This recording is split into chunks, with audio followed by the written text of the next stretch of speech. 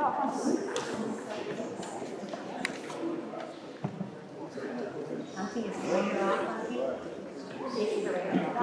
evening. Good evening, everyone. My name is Ralph Gottlieb. I am a professor in the music department, and it is my distinct pleasure to welcome you to the Senior Recital of Martin Ryan, where he will perform all original compositions. I know that I speak for the music department and all my colleagues gathered here, Barbara Gottlieb, Peter Watchhorn, Jeremiah McGran, John Finney, Michael Burgo, in saying that Martin has blessed our department for the last 4 years. He's been a singular enrichment.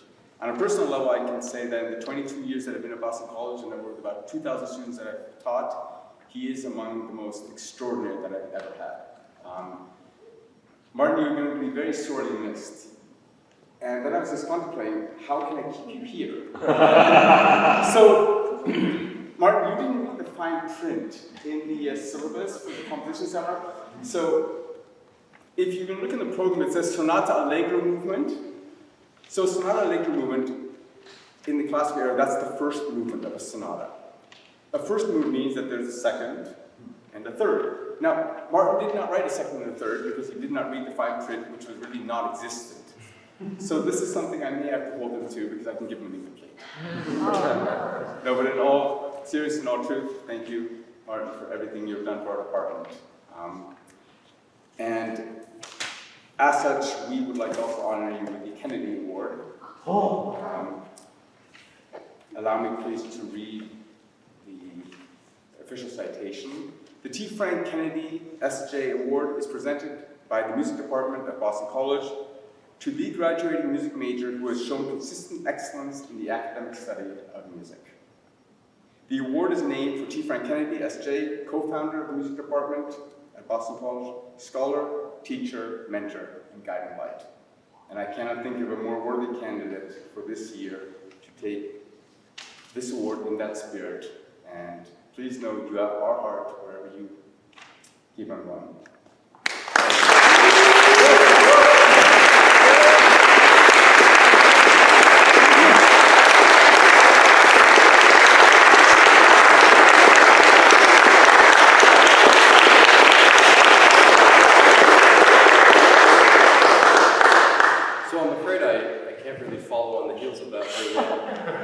Thank you all for coming. I'm thrilled to see so many people here. This is really a great crowd.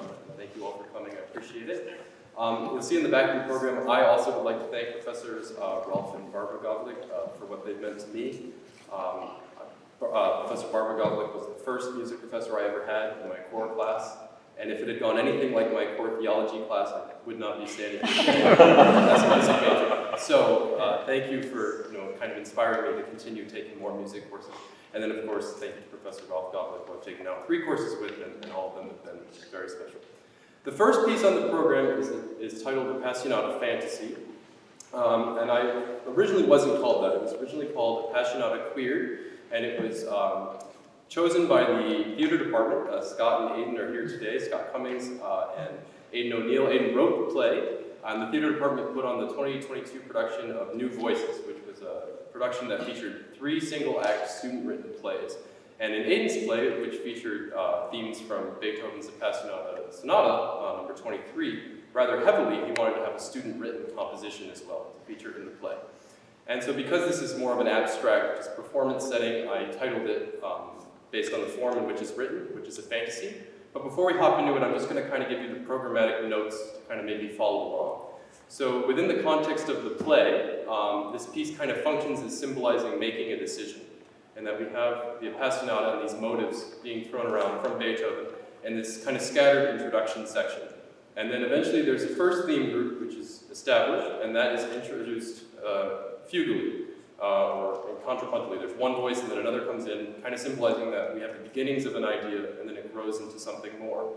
And then we have competing idea 2, B, and they duke it out, and then we have kind of this brief reprieve, and then A prime and B prime again, symbolizing they both come back more intense. Now the themes compete against each other more, and the decision process gets really tough. And then finally, we make a decision, and we have this peaceful coda as the protagonist has kind of arrived at a decision, but with anything, there's always regret, and there's tinges of that in the end. It was a pleasure working with Scott and Aidan throughout the process of creating the play, and I'm glad they're both here today. And without any further ado, please enjoy Appassionata Fantasy.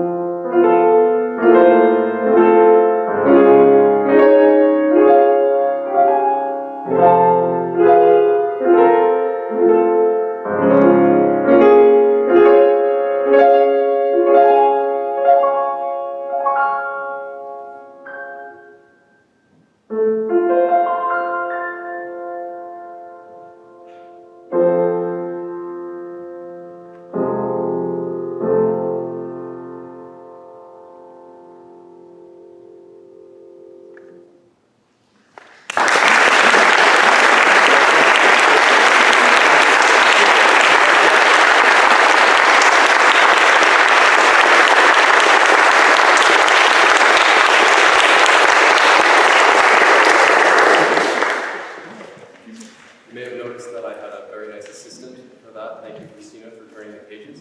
I also owe Christina a thank you for the next piece on the program, which is a poem, well, it's a setting of a poem by John Keats. The poem is titled "When I Have Fears That I May Cease to Be." When I was in my first composition class with Professor Govlik, the first assignment was to find a piece of poetry that we thought we could set to music. And so I said, well, Christina's an English major. I'm sure she has a lot of good material. So in addition to searching myself, I had her send me some of her favorite stuff. And as soon as she sent me this one, it was it. Nothing else was close. I said, this is what I want to write my piece. This is the text I want to use. I think it's perfect. And I know you all have it, but I'm going to read it now, just so you kind of have it in your head. And this is "When I Have Fears That I May Cease to Be" by John Keats. When I have fears that I may cease to be, before my pen has gleaned my teeming brain, before high-piled books in character hold like rich garners the full ripened grain. When I behold, upon the night's starred face, huge cloudy symbols of a high romance, and think that I may never live to trace their shadows with the magic hand of chance. And when I feel, fair creature of an hour, that I shall never look upon thee more, never have relish in the fairy power of unreflecting love, then on the shore of the wide world I stand alone, and think to love and fame to nothingness do sing. So this poem I found particularly moving because it kind of speaks about death and pondering that as a writer and a creator and what that means. And it's something that I think lingers. You know, life is impermanent, but because it's impermanent, it's beautiful. So I really like this text. And to help bring it to life, many thanks to John Finney, who is the conductor of both the Boston College University Chorale and Symphony Orchestra. I've known John for 4 years. He's been a wonderful instructor, mentor, just everything. I can't thank him enough for doing this. I really appreciate it. So thank you, John.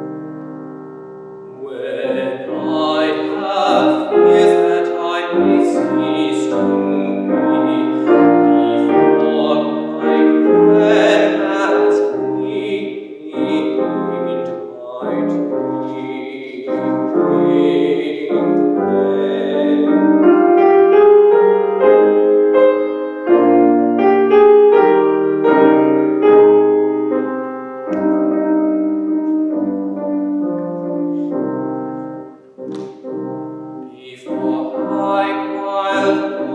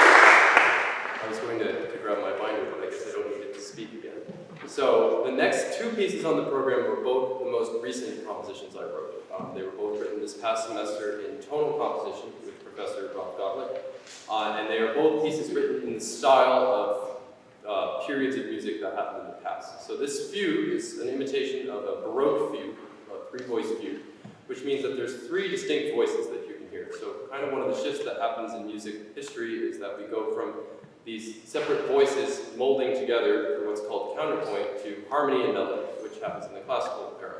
So this is a study of kind of imitating the style of counterpoint and fugal writing from about 1600 to 1750, which is the Baroque era in music. This fugue borrows largely from the Well-Tempered Clavier Book 1, written by Johann Sebastian Bach. The fugue in C minor, in terms of form, there are three voices in that fugue, it's largely similar. And then in terms of subject line, it parallels more kind of the feel that you would get from the B minor fugue from Book 1 of the Well-Tempered Clavier. What a subject is, I'm sure some of you are thinking, what the heck's a subject? It's the first thing you hear, so it's the melodic idea that's going to start the piece. And basically, it's just this idea, and then when it finishes, the next voice enters with the exact same idea, and they all enter, that's the exposition, and then as soon as they're in, we have episodes. So this fugue, as you can see in your program, has 10 different entrances of the subject line, and then there are 3 episodes, and 1 false entrance. And so a false entrance is where you say, I think the fugue is coming in, here comes the subject, and then no, it changes, kind of in the middle of it, so it deceives you. And the last 2 entrances of this fugue happen at the very end of the piece. They occur in stretto, which means that before one finishes, the next one jumps in. And so in this particular case, it's kind of nifty. What happens with the counterpoint is the first one comes in an augmentation, which means it's twice as slow, and then the second voice is in diminution, which means it's twice as fast. So anyway, that's enough talking. Please enjoy the fugue. Please enjoy the fugue in D minor.